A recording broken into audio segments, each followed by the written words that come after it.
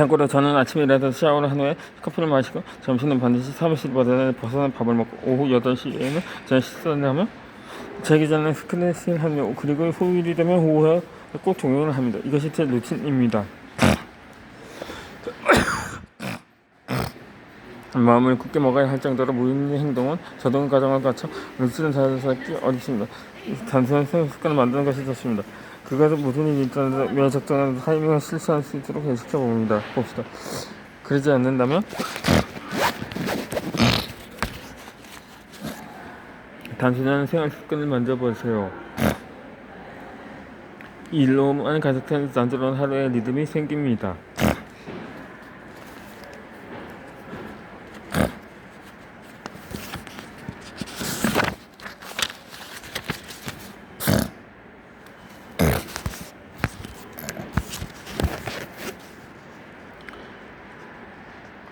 하루 종일 몸이 상할 정도로 일하면서도 손가락 오르지 않는 채 하루를 빼앗길 것입니다. 간간을 시작할 수 있는 습관을 타임키퍼로 정해서 하루의 리듬을 조정합시다. 멈추는 인식만큼 시작하는 인식도 중요합니다. 스마트폰, 컴퓨터, SNS의 시대입니다. 언제 어디서든 일할 수 있게 되면서 일과 휴식은 손연일치가 되었습니다. 이제 일하는 시간과 쉬는 시간을 확실히 구분하자는 슬로건이 과거의 것처럼 느껴집니다. 하정 일하는 방식이 지금 최소한의 전환은 물론 분명히 필요합니다.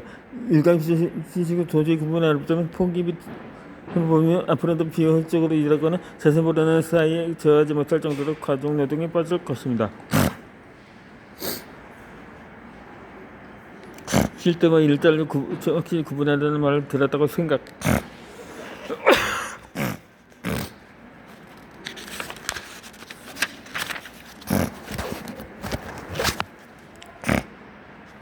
자, 이렇게 해봅시다. 보통은 점집에서 온순히 딱딱딱 우선으로가 한다거나 연습하기 쉽습니다. 하지만 저는 그렇게 구분하지 않습니다. 솔직히 사회에서 시작할 때와 같은 마음으로 하다 보는 건 프로그램이 크건 좋습니다. 지식하자는 시대에 매우 적합한 방식이지요. 이거는 제가 시작의 의식입니다. 재택근무 하는 경우 특히 하루에 작은 이벤트를 정해주고 일을 저녁에 하면 효과적입니다. 일상성에 녹일 수 있는 생각을 생각해 봅시다. 이때 중요한 것은 온라인으로 전환하는 일입니다. 세수 혹은 샤워를 합니다. 이어서 아침 식사를 합니다. 이와 같은 아침 루틴 이후에 할 일을 정해봅시다. 아침에 중요한 이벤트는 뭐니 해도 다음의 3가지입니다. 외출복으로 갈아입기 있는 것입니다. 세수나 샤워, 아침 식사, 양식을 먼저부터 불꽃처럼 하는 사람들이 많을 것입니다. 사무실로 출근해야 한다면 당연히 옷을 입어야겠지요. 그러나 재택근무자가 옷을 갈아입는 일은 매우 중요한 이벤트입니다. 온라인 회의, 얼굴 주최할 때나 중요한 일에 착수할 때 편한 옷 대신 바로 외출할 수 있는 정도의 옷을 갈아입으면 기분은 오늘 전환하기 쉽습니다. 아주 중요한 일이 예정되어 있다면 집에서 일을 하더라도 정장을 갈아입는 것도 좋습니다. 시작해보자고 소리내어 선언을 하는 것입니다. 가족과 함께 상담해 일을 시작하기 전에 지금부터 일 시작한다고 말해두는 것도 좋습니다. 이는 가족들이 행동하기 쉽게끔 배려하는 동시에 자기 스스로 인식할 수 있게 하기 위한 행동입니다. 혼자 살더라도 소리를 내서 자 시작해볼까 하고 소리를 봅시다. 조금 부끄러울지는 몰라도 온라인으로 분명히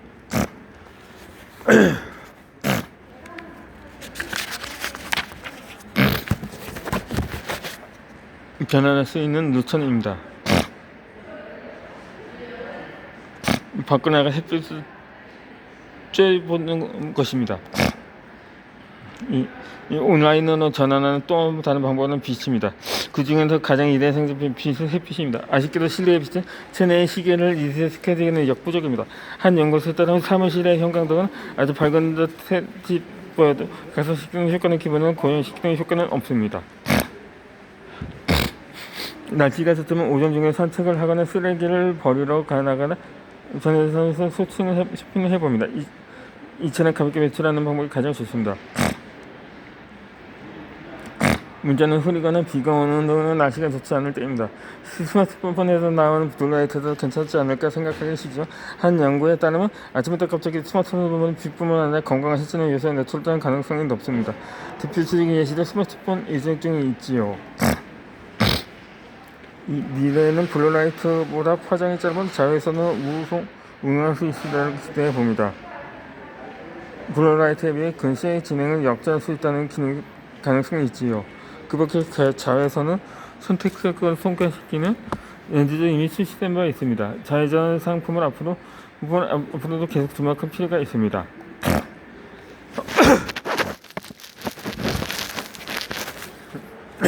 또한 온라인 마켓에서 광유법이라는 단어로 검색하면 수많은 광유법 장치를 들어볼 수 있습니다. 제가 연구실에서 사용하는 루체 글라스나 클리닉에서 수면 개성장애나 제주 설정 우울증 시도에 사용하는 브라이트 라이트 ME 더하기는 바로 비싸고 의료용이지만 빛에 의해 체내 시계를 조정하는 효과가 큰 기기입니다. 이 밖에도 의료용 기기만큼 효과가 뛰어나지는 않지만 저렴한 것이 많습니다. 방의 조명이 어두워서 고민이나 시도해볼 가치가 있다고 생각합니다. 또 방의 불빛을 밝히는 것입니다. 겨울에 일조 시간이 짧고 날이 흐리면 눈이 많이 와서 아침에도 어두운 지방에 산다면 혹은 산 그늘이 지는 곳에 산다면 아침에 방에 조명을 밝혀주는 것이 좋습니다. 그러면서 활동을 생각하는 조가지나 기존에서 우울증까지 않을까 겨울에 기분이 울적해지고 의욕이 떨어져서 고민이 있거나 컨디션만 생각한 전혀 생각만큼 좋지 않은 사람이 적지 않습니다. 이런 지역에 사는 사람들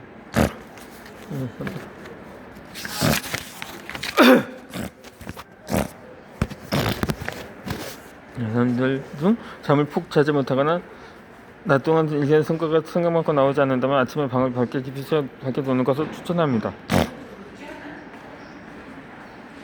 옷을 갈아입기나 의사하기, 조명 밝히기가 있습니다.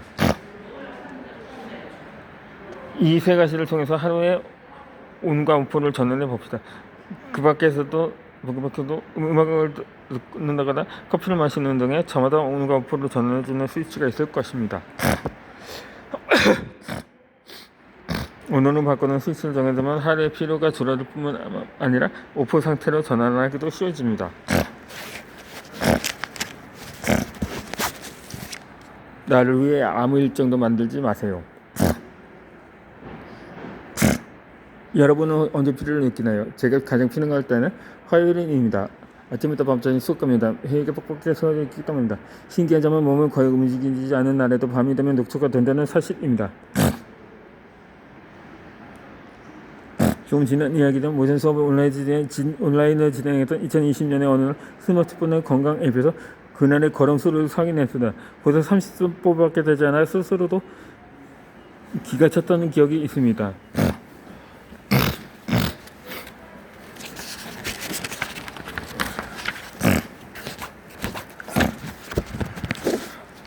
이렇게는 안 움직이는데 왜 이렇게 피로가 난 거지? 이 피로의 원인은 지친 뇌와 정신적 스트레스였습니다. 이 피곤한 몸을 쉬게 하고 병을 치료하면 부상을 회복하는 것이 목표인 몸에 휴식만으로 승부는 하지 않다는 뜻이었지요. 이 문제는 가장 문제는 인간관계등으로 인해 전수 스트레스는 감정 피로라고 불립니다. 마음의 건강을 무너뜨릴 수 있을 정도 큰 관심사입니다. 더욱이 온라인 너무나게 많은 디지털 전환 시대의 인지의 보화로 인해 내가 사실 큰 피로를 느낍니다. 디지털 전환 시대의 마음의 휴식은 나의 휴식과 거의 같은 의미이기도 합니다. 정신적 스트레스에 대한 피로로 경감하고 회복시켜주는 마음이 마음의 휴식이 현대인에게 더욱더 중요해지고 있습니다.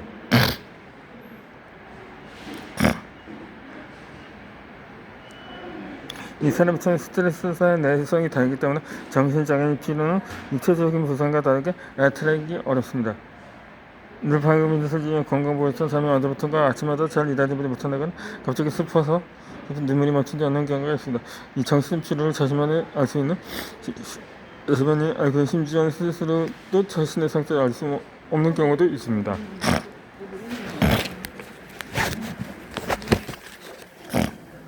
아무리 쉬어도 스트레스가 해소되지 않는다면 마음을 들여다볼 때입니다.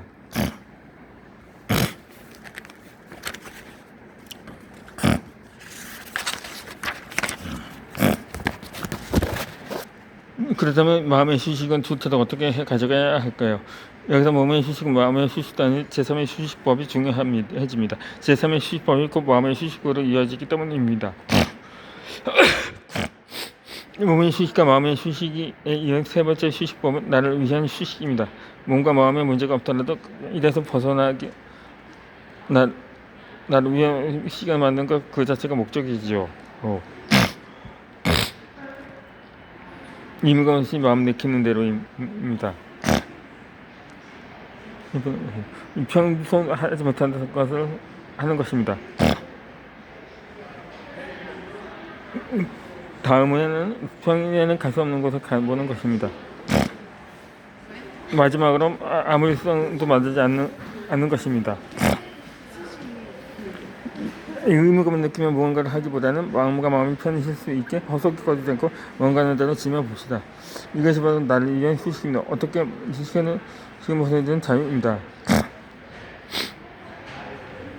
이런 일승이 중요한지 모르게 불안한가요? 그렇다면 자신이 좋아하는 일정을 만들어도 좋습니다. 나를 위한 휴식에서 중요한 모든 것은 스스로 되어 있다는 사실입니다.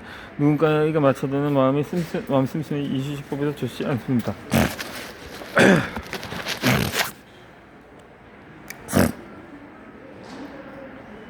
그러면서 하루 종일 나를 위해 쓰는 것이 어떤 사람도 많을 것입니다. 몇 시간만에 사이는 간접적인 불만을 필요도 없이 나에게 할수 있는 시간을 가져보는 것이다.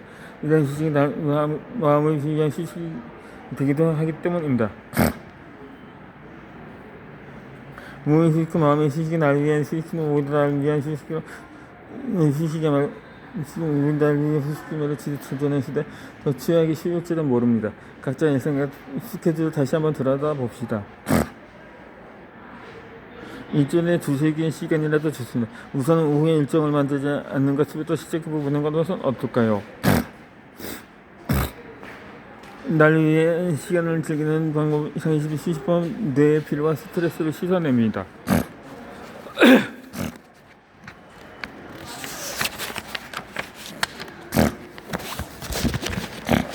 휴가 일수는 눈치 보지 말고 정하세요. 자기 휴능인가 아니면 개념이 있습니다. 영어로는 SEALF,